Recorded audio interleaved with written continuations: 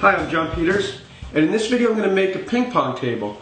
Now I've decided to use Baltic birch plywood, and the main reason for that is Baltic birch plywood is sold in sheets that measure 5 feet by 5 feet. And since a ping pong table measures 5 feet by 9 feet, this is going to make the job a lot easier. So the first thing I'm going to do is cut 6 inches off of each piece of plywood. Now Baltic birch plywood is going to be a special order at most of your lumber yards. It shouldn't take them that long to get it, probably 2 or 3 days. And one thing that you might want to think about when you pick the plywood up is see if they'll cross cut it for you. And of course you want to cross cut at 4 feet 6 inches. Now I'm going to cross cut my piece of plywood, and to make sure I get a nice clean cut, I put a brand new blade on my circular saw, and I also am using this jig that is designed to make a clean cut with a circular saw. And if you'd like to know more about this jig, I'll be sure to put a link on the screen. And also I've put tape where the blade will be cutting, and that will help to prevent tear out.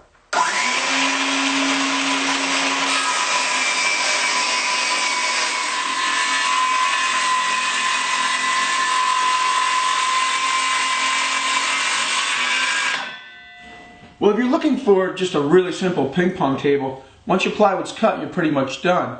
The only thing you would need is 2 saw horses and 2 2x4x8s, and you'll be able to lay the plywood out, buy your little net at a sports store, and you're ready to play. But if you like to make things, this is a pretty fun project, so stick around. Well, I decided to build half of the ping pong table really just to help me figure out my design. And one of the things I decided to use or do is use a lot of bracing. And that's because I was worried about the plywood cupping or warping.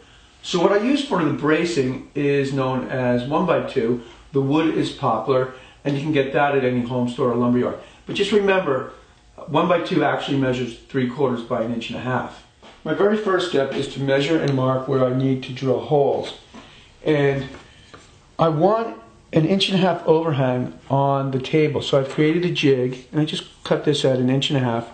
And if I hold that flush with the side of the table as I attach the 1x2, I know that I'll have an exact 1.5 inches overhang all the way around the table. Now to find the correct location to drill my holes, I've cut another piece of plywood, and this is at 1 7/8 inches. And if I drill my holes at 1 7/8 inches, and my apron is 3/4 inch wide, I know that my screws will be hitting the center of my 1x2. I'm using a special drill bit to make my holes. It's a pre-drill with a countersink bit.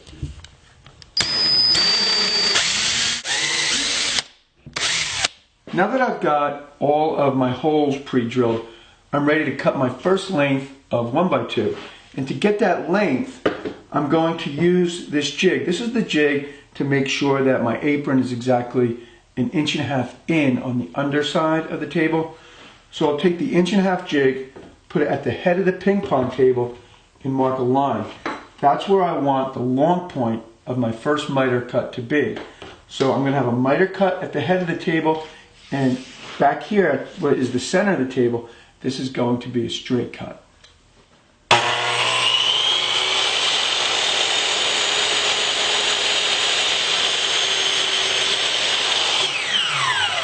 I've clamped the 1x2 to the table, and I'll show you with the jig how, because it's flush to the edge, I know that the 1x2 is exactly 1.5 inches in.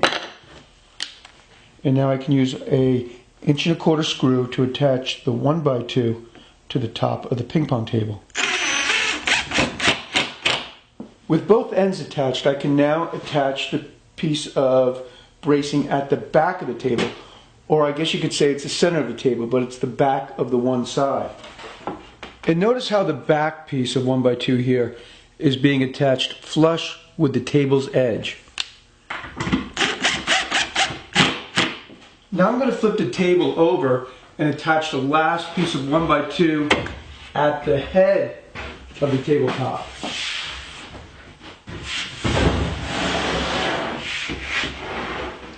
That's this piece right here, and this is going to have a miter on each end.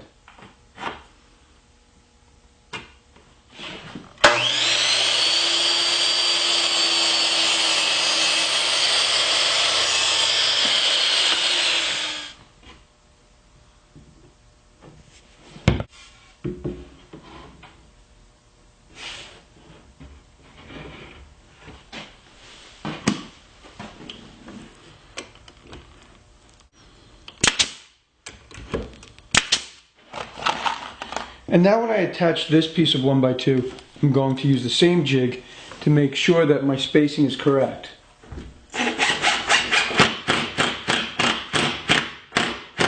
I just finished cutting a few pieces of 1x2 at 32 inches, and that's long point to long point of the miter. And then these pieces will be glued and nailed to the apron.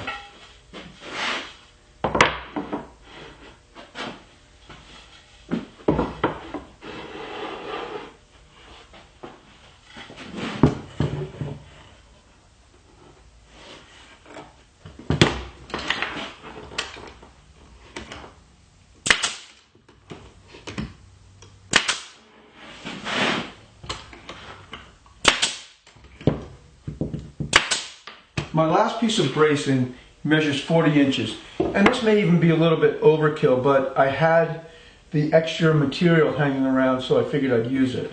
And it simply attaches just like the bracing I attached earlier, with a few nails and some wood glue.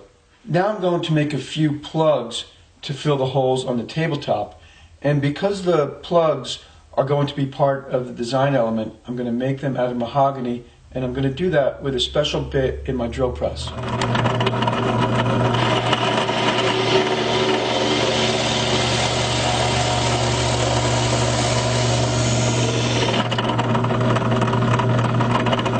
And once the plugs have been drilled, they pop out really simply with a twist of a screwdriver.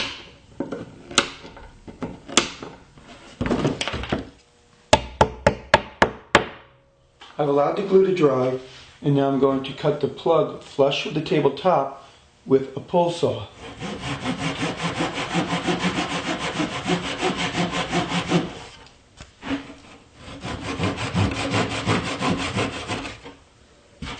I've just finished sanding both sides of the table with 150 grit silicone carbide sandpaper, and now they're ready for finish.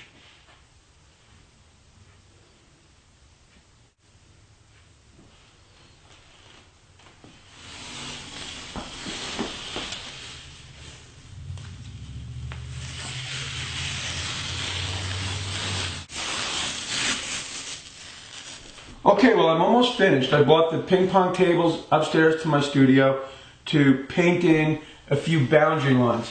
And I should add that I used 3 coats of a waterborne polyurethane on the top, and I sanded in between each coat. The next step is to attach the 2 tops together with a piano hinge.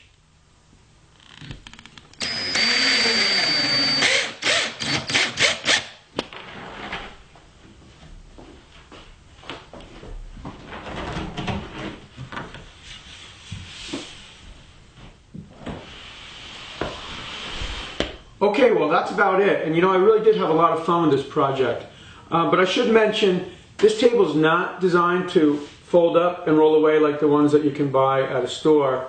And it also doesn't fold in half, so you can play against yourself. I just didn't want to get that involved with a project like this. But that being said, this is going to be perfect for our needs. What we're going to do is just unfold it on 2 sawhorses or a work table the way it is right now. Maybe I'll build a table base for it one day, and if I do, I'll be sure to put a link on the screen. I hope that you found the video useful, and please subscribe if you'd like to see more videos on how to make things. Thanks for tuning in.